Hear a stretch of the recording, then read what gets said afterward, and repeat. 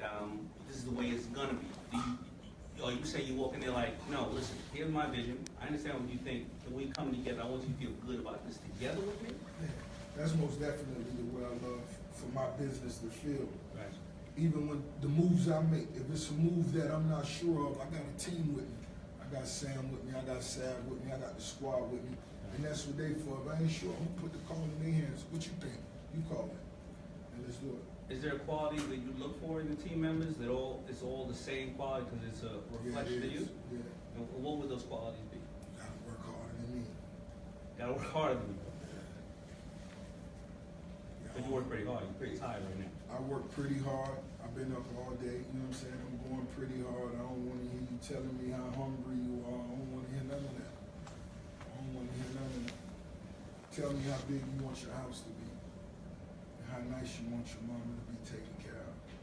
I believe a lot of times, as a boss or somebody in a leadership role, I always say you have to be Batman, they have to be Robin, but sometimes you want to be Robin and let them be Batman because the whole reason they exist is for you to trust them to do what they do best.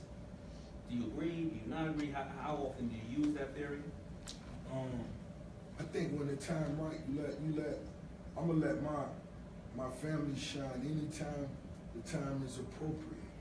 And anytime it's something I should handle, I'm gonna handle it just to make sure we secure that win. Because on our team, I don't care who catch the ball as long as we win, baby. Just get in the end zone. You dig? I ain't sure. No, I love that. The same way. So you travel around the world, and I'm sure that there's no normalcy in a crazy world. You're like, you could be in 10 different countries in 7 days, right? Is there anything you do when you first wake up, the first 90 minutes of your day? Is there any consistency in that? Is there any one thing that you do?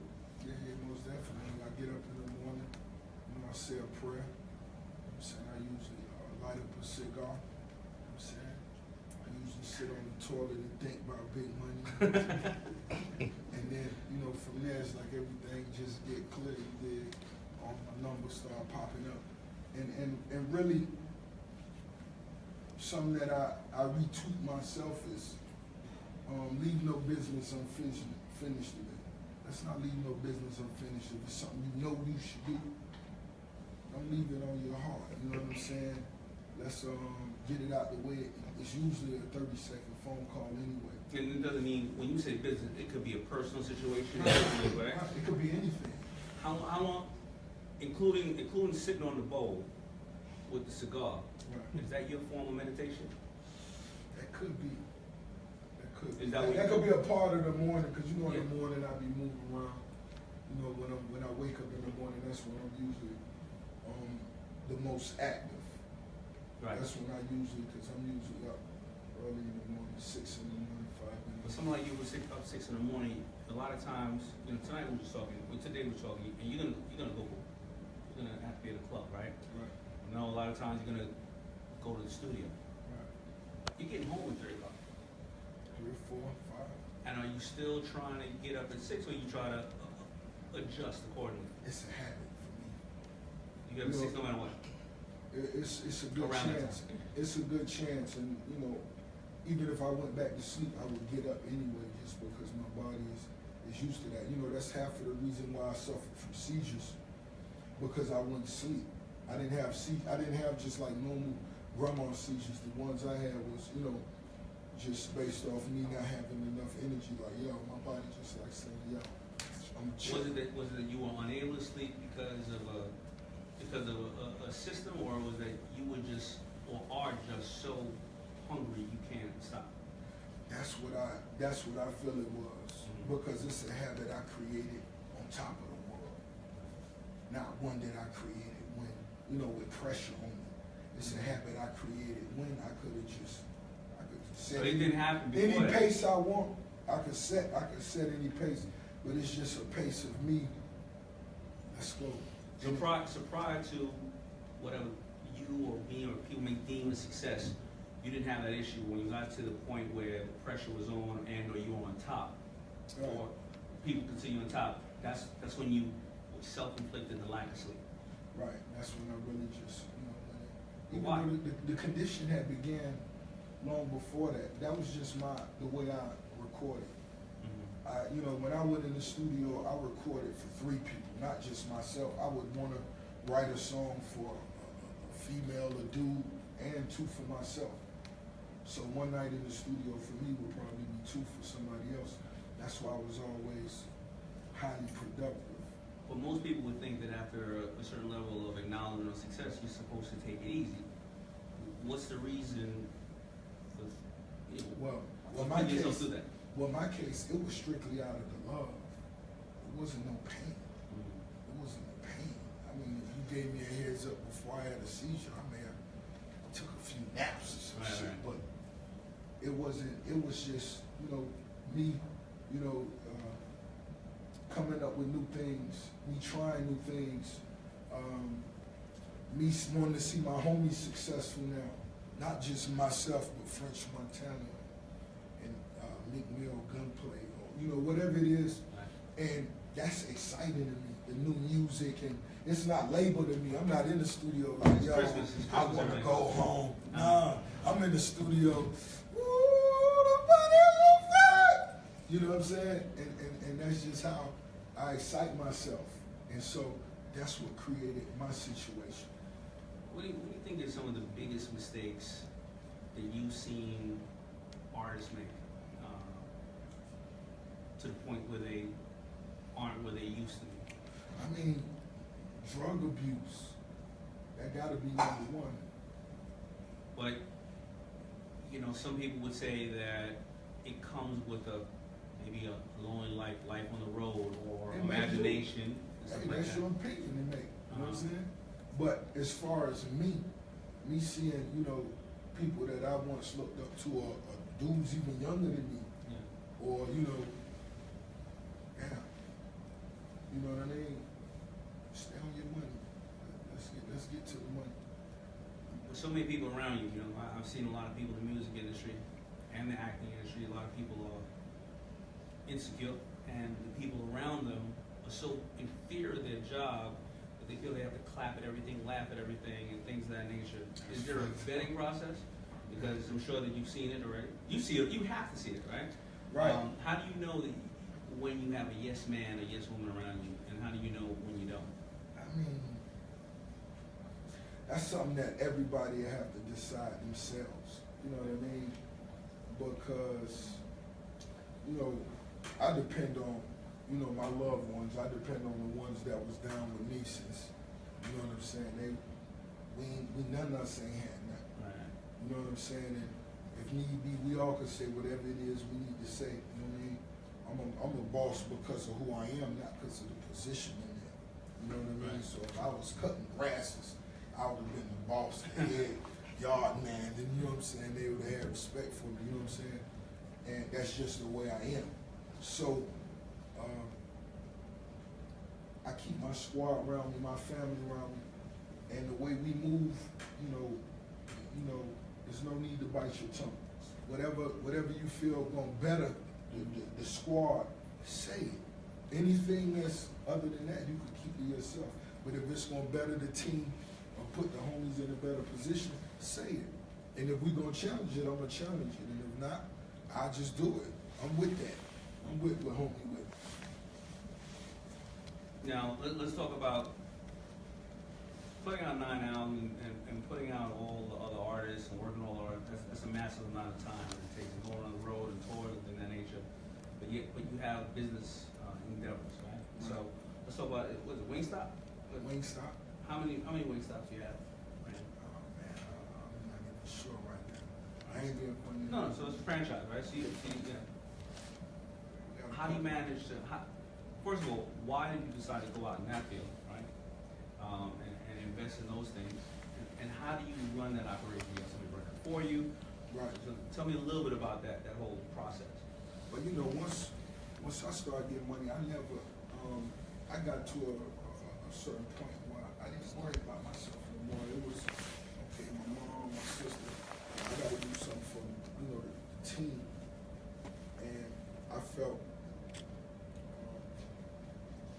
a franchise was perfect for that. In my situation, you know, my family, they in a good space. But for so many brothers I see get paper, a lot of times it's their loved ones that'll put them in a bad position. Right. So my whole time, a lot of time, I spent time thinking like, you know, for youngsters, what can we come up with? What can we create? We got to do something that's not only gonna feed yourself and retain value, but be able to feed others. You got to be able to feed others. I got so many cousins in Memphis and Mississippi. And do they help run it? And most definitely. And if you don't, you had that option. You got that option. I know you've been very picky though about, you know, your association with businesses and brands. Tell me a couple of brands that you're associated with, whether you own, or you work with them a lot. Patrick Ewing sneakers, Rich Hair Care, Wingstop, Checkers, Bel Air. What do you do with Checkers? I just bought my first 2 franchises from Checkers. You already know what I'm saying. And, I got hooked on the lemon pepper my wings, but I ain't get no yeah, you got to try those too. You know what I'm saying? Them French fries, they're A1. You know what I'm saying? And French fries is A1. Yeah, they're A1. They're A1. I'm saying the chili dog too. But you know, and a couple other things. But with me, I know it's a goal. If it's a part of my lifestyle. If I'm with it, I'm with it. You know what I mean? 2 years ago, I had a 7-figure offer for some cigarettes. I turned it down. And why? You know that I just didn't do that. I wouldn't be effective in that, and I ain't want to do nothing that I wasn't effective in. Now going back to, let's talk about being effective. You had different problems, maybe different hopes, and different dreams. Album 1. You obviously, hopefully, have grown. I've seen it. Right. I'm sure everybody's heard it. Right. What are the issues now in this album? What are the hopes, the dreams, and aspirations of this album that would be different from Rick Ross 10 years ago? You know, as a youngster, I just really wanted to beat the clubs up. I really wasn't tripping. And still to this day, I don't let accolades determine who I am. You know what I'm saying? Because if I'm watching the awards, you'll have a good time with me because you let me tell it I'm bigger than everybody on the whole show. You know what I'm saying? I'll just be like, yo, stop. That's what I'm saying. You know what I'm saying? But, you know, just as a youngster, I just really wanted to beat the clubs up. I had no concerns of, you know, nothing else. And now,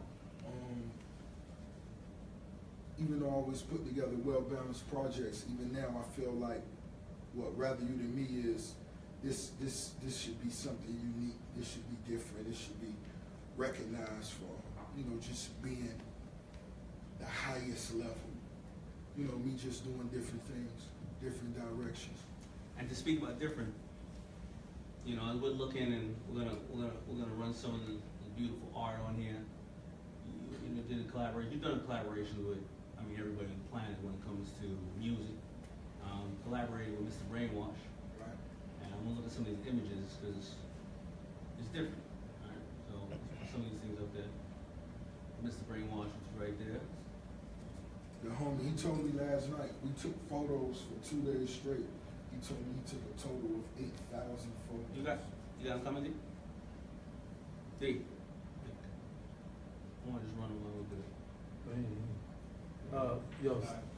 Do that part. Longer, did he? Do that part of. All right. So Hold on. D. You got them ready? Danny, do Brainwash face first, and then go to the photo. All right. So speaking about being different, right? Yeah. Okay. So speaking about being different, you know, you took a. I'm not gonna say you took a chance because it's a natural progression of you, and it's pretty accurate.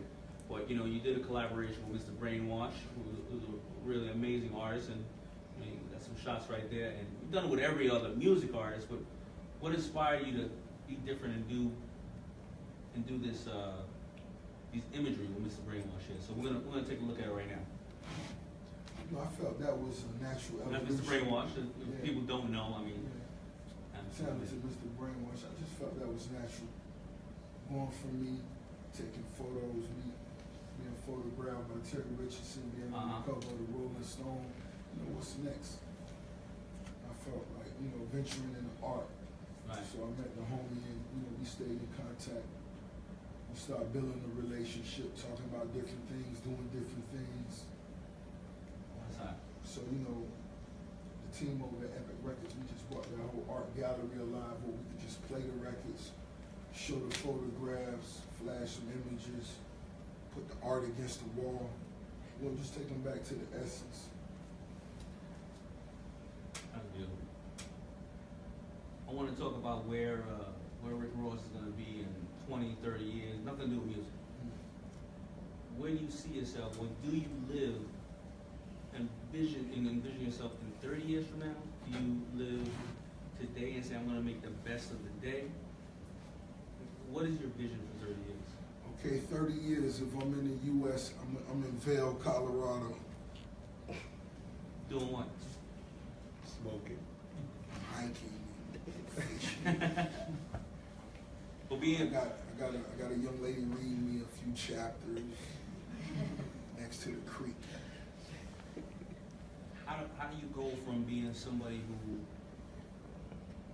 is a workaholic because he loves what he's doing to being so docile and chilling at that age? Because you don't, if the man you are today, it doesn't seem like you'll ever slow down. You know me? I'm gonna be very honest. When I'm in Vail at that time, I'll probably start working on a charity, and then I'll be working 24 hours on that charity. I just won't be able to help it. You think you're gonna be able to slow down like that? You never know, man. You never know. You never know. You never know. You never know. It's you know, this number 9. You know, reception well. You know what I'm saying? Inshallah. And you know, cap him with number 10. You never know. You never know. Rose just, you know, with me, I just want to Who's see. Rose? We're talking third person. Of course, I always do that. I apologize. No, I'm just making sure, man. And then I may go fourth. This big fish be swimming up too. So, you know, it's just always about, if it's hot, I'm with it. If it's flat, I'm with it. It's just like you know what I'm saying? If the threads fly, we with it. I'm pretty sure you'll shut a season down if it ain't right. Absolutely. You know what I'm saying? And I think that's a good point, because people think that everybody else doesn't have a problem with, but there's nothing that keeps that person up at night. Is there anything, or what does keep you up at night? You know, what keeps me up at night is, you know, bettering the side that's not natural for me, which is my team on the other side, which would be, you know, my legal side, making sure my relationships, that's something that's very important as businessmen, that your relationships with your attorneys and your partners is transparent. I try to spend more time in 2017 doing that and making that clear. That's most definitely very important. How many people value that though? Because in our conversations, relationships with the label or the person who is picking the song, where you're saying, let's do this together. The relationship with your team, because you don't care who catches the ball, let's all celebrate. The relationship with your family to bring them all up. This was in common, Right? huh? The relationship with attorneys, kids like that. Starting to get it. This is a discovery process, right? The relationship with just knowing me for probably about 6 months and shouting me out of the song and wearing my stuff without charging me and just giving me love. Is that one? Do you think that is one of the keys to your success, or that is something you realized after you were successful and said, I need to dig deep in this? There's so many people that won't realize it's going till it's too late. When just follow, do what's right. Just do what's right. Thank yourself later. Do what's right, because there's so many people that was this much bigger than me. I mean, I've had, on both sides of the pole, I've had people that I've looked up to call and ask me for loans, to where, you know, it's dudes that's smaller than you that elevate as well. So it's just all about, you know, being yourself and being on your A game. Now I know Being that. comfortable with who you are. Sorry. Your mic is on. I was just finishing up to the, but Sorry. it's off. Yes, mic is on.